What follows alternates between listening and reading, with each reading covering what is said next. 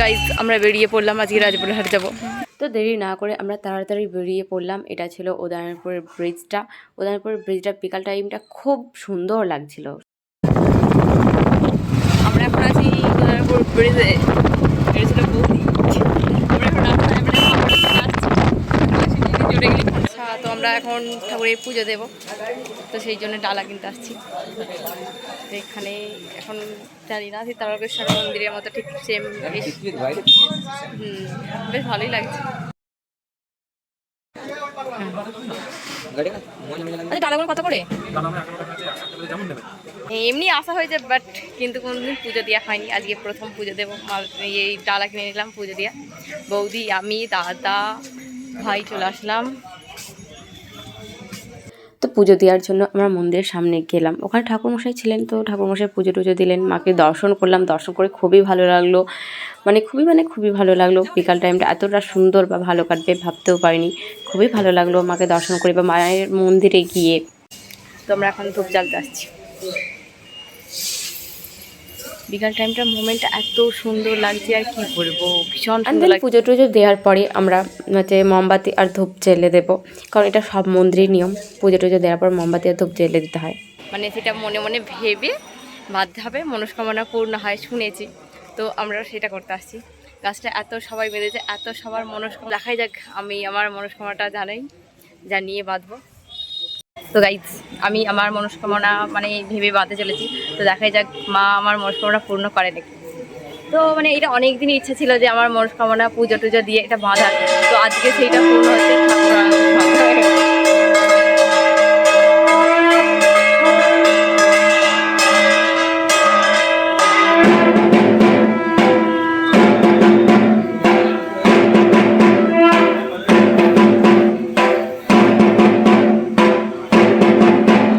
মনস্কামনা জানিয়ে দিয়েছি, খালি পূরণটা হয়ে গেলে আমি বলে দেবো যে আমার মনস্কামনা কী ছিল বা চাওয়াটা কী ছিল। পুরো ক্লিয়ার করে বলে দেবো সবার সামনে, গাইডের সামনে তো বলতেই হবে না। এবারে ওই কি দিঘির পাড়ে যাবো, দিঘির পাড়টা দেখাতে। তো গাইস, কতটা সুন্দর লাগছে তোমরা জানো না, বিকাল টাইমটা।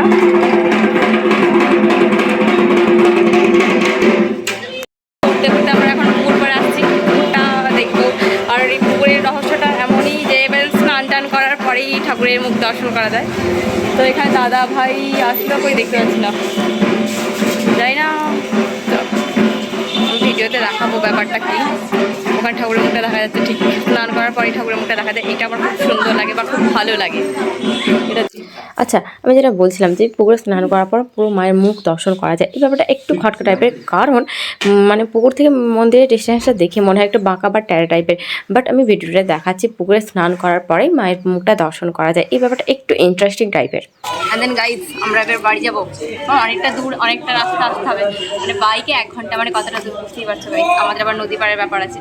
তারপরে আমরা ওই উদয়নপুর ব্রিজে একটু আড্ডা মারবো। দাদা ভাই আগে চলে গেল, এবার আমরা আছি। তো আমি বেড়াকে বকছি, লোকে দেখতে বলবে খ্যা পাবে, এটা পুরো যারা ব্লগ করে তারাই জানে যে ব্যাপারটার মানেটা কি। তো আবার কবে আসা হবে তার ঠিক নেই। বাট বৌদি, এটা কি গাছ? এই গাছটার লুকটা খুব সুন্দর। এখানে গাছটা আমার খুবই সুন্দর লাগছিল। দিনের বেলা আসলে পুরো সুন্দর লাগে। আমরা আসলাম বিকাল টাইমটায়, কারণ এখন ভীষণ রোদের টাইমটায় আসা যায় না। আর ওখানে মার্বেল পাথরটা দাদা বলে পুরো খেপে গেছে আজকে। দিঘিটা দেখার কথা ছিল বা ইচ্ছা ছিল, বাট হলো না। আমাদের বাড়িটা তো অনেকটা যেতে হবে। বৌদি দেখেছে, আমি দেখিনি, আমি শুনেছি।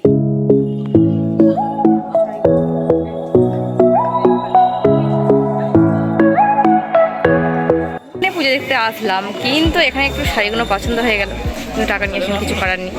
শাড়িগুলো একটু কম দাম বলছিল, বেশ ভালো তবে। আবার পরে আসবো।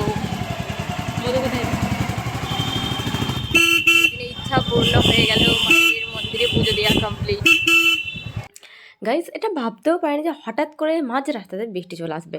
এটা আমাদের সাথে ভীষণভাবে নাইনসাফি হয়েছে, কারণ কোনো রাস্তায় দোকানদারি তখন ছিল না। হঠাৎ করে বৃষ্টিটা নামলো, বিদ্যুৎ চমকাচ্ছে, কি করা যাবে। তাও আমার ভিজে যাচ্ছি, কোনো একটা দোকানে গিয়ে তো দাঁড়াতেই হবে। এবার বাড়ি যাব কিভাবে, বৃষ্টি চালু হয়ে গেল। এটা ভাবনার মধ্যে ছিল না যে আজকের দিকে বৃষ্টি হবে। অতি ভিজে গেলাম। এই বাবা জলটা ঢালিয়ে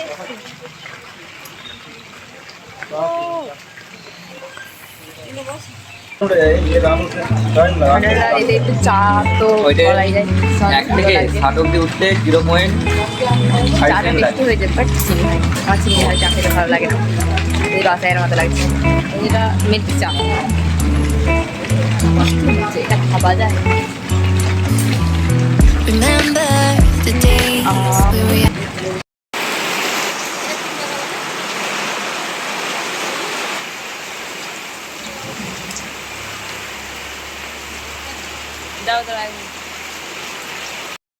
এটা হওয়ার কথা ছিল না, এত বৃষ্টি মানে মুষলধারা বৃষ্টি হচ্ছে, এত বৃষ্টি মানে যেন কি বর্ষাকাল নেমে গেছে। আমাকে অন্ধকারে বিড়ালের মতো লাগছে।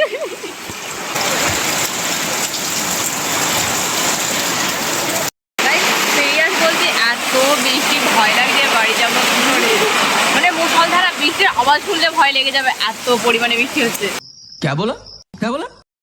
পাক্কা 13 মিনিট বৃষ্টিটা হলো, তারপরে এবার বাড়ি যাবো, ঠান্ডা লাগছে।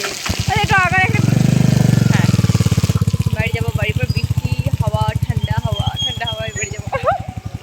বৃষ্টি হওয়ার পর ওয়েদারটা কি সুন্দর লাগছিল, ঠান্ডা আবহাওয়া, মানে ঠান্ডা ঠান্ডা, গরমের মধ্যে ঠান্ডা, বেশ ভালোই লাগছে।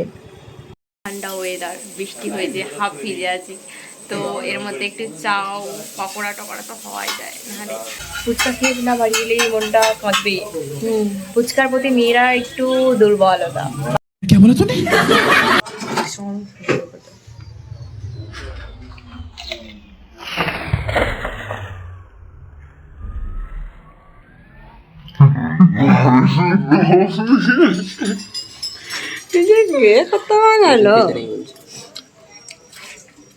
কেউ ডুব দেবেন না, না ভালোই হবে, ঠিক আছে। কারণ পরে পেটে আমার লাগবে। আমি হেলমেট করে খাবো, ইচ্ছা হয়েছে। मजा आया और मैं ये जो मजा है हिंदुस्तान के हर व्यक्ति को देना चाहता हूँ। কেমন লাগছে?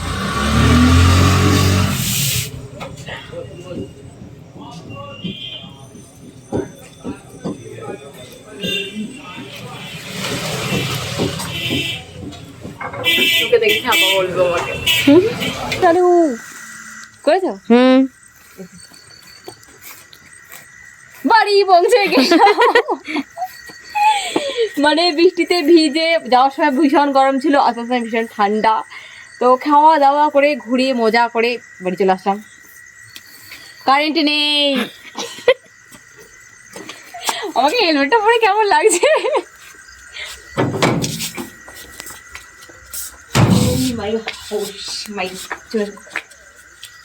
বাড়িতে কেউ নেই, স্বাগতম জানার মতো কেউ নেই, ওয়েলকাম জানার মতো কেউ নেই, ঠান্ডা লেগে গেছে। ঘুমিয়ে গেল তোর বাচ্চারা। ও বাবা, কটা বাজে মধ্যে ঘুমিয়ে পড়ল, রেখে দিচ্ছে।